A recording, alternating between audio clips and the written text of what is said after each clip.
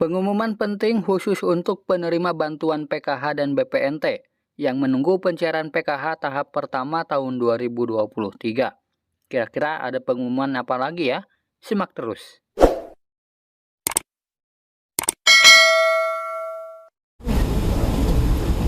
Terima kasih atas kesempatannya. Mohon izin Bu, tadi Ibu Risma cerita kalau misalnya yang AHO 10.000 itu yang AHO itu ternyata orang miskin ya Bu ya.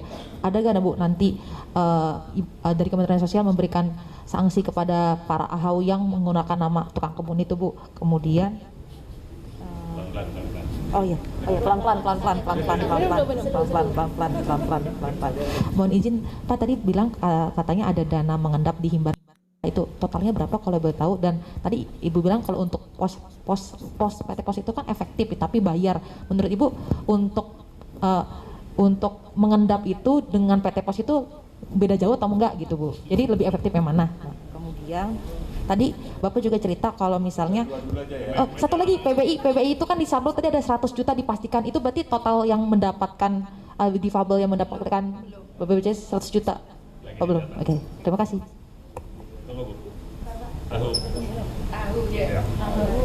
Ahu. Jadi saya terus terang juga akan kenceng gitu. Tapi kan saya tidak ada hubungan, kami Kemensos tidak ada hubungan dengan perusahaan itu.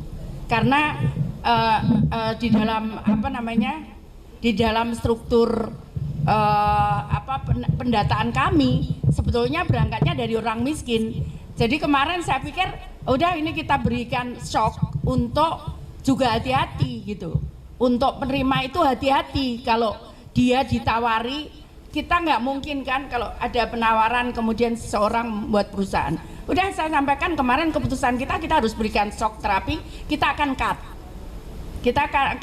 Nah, mereka nanti kalau menyampaikan, oh saya masih miskin, silahkan nanti komplain ke kita akan evaluasi. Kami juga harus bicara dengan APH, aparat penegak hukum, dan perguruan tinggi, seperti ini case-nya bagaimana begitu.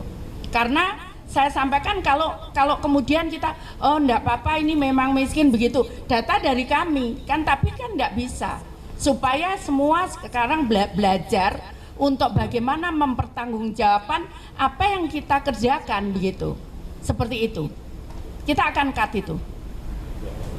Ya. Terus kemudian yang kedua apa tadi?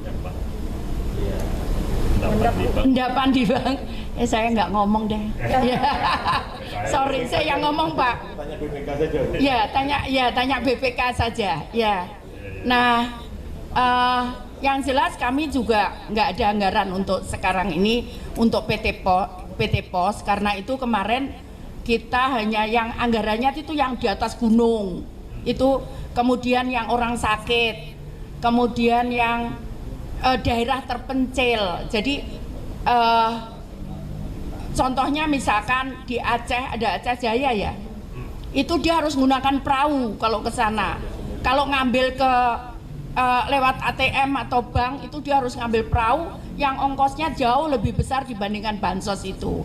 Nah itu sekarang kita gunakan PT Pos kalau yang seperti itu. Kemudian daerah-daerah terpencil, daerah di dalam hutan, di dalam atas gunung, kemudian di daerah-daerah perbatasan itu kita baru lewat pos, itu kita ada anggarannya. Tapi kalau untuk yang lain nggak ada, kami nggak ada anggarannya. Seperti itu. Terus apa lagi?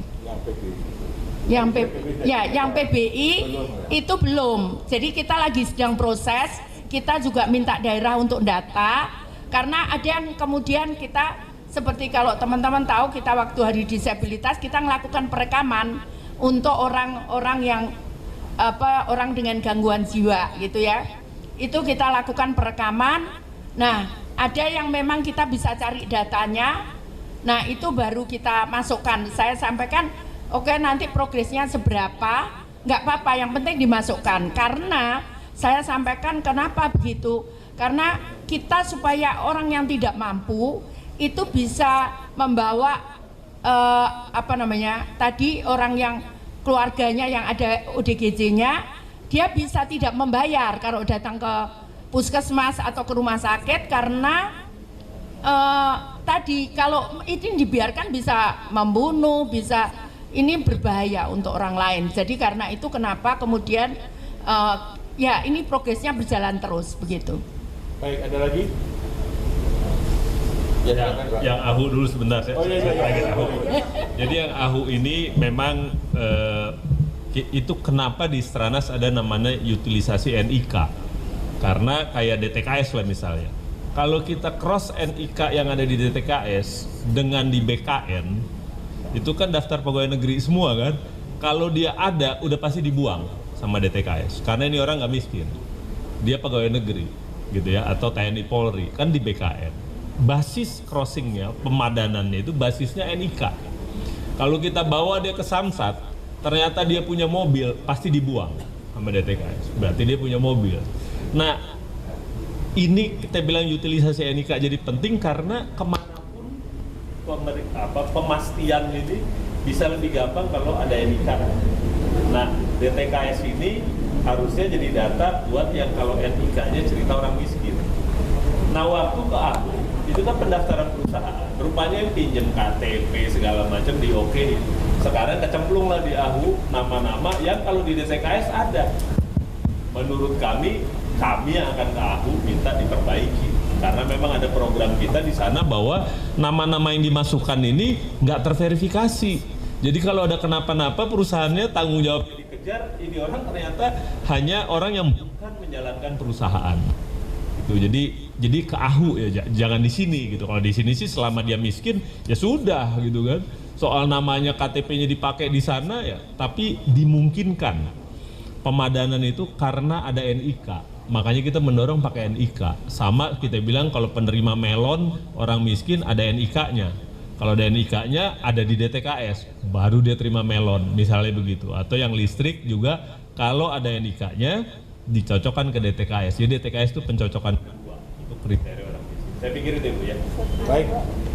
Nah, jadi itu berita penting ya untuk para KPM PKH dan BPNT, bahwasanya untuk pencairan PKH dan BPNT di tahun 2023 ini akan melalui kartu ATM KKS merah putih lagi, tidak melalui kantor pos Indonesia, karena tidak ada anggarannya. Nah, informasi ini langsung dari Ibu Risma ya teman-teman, seperti yang sudah dijelaskan di video tadi. Semoga video ini bermanfaat. Sampai jumpa di video selanjutnya.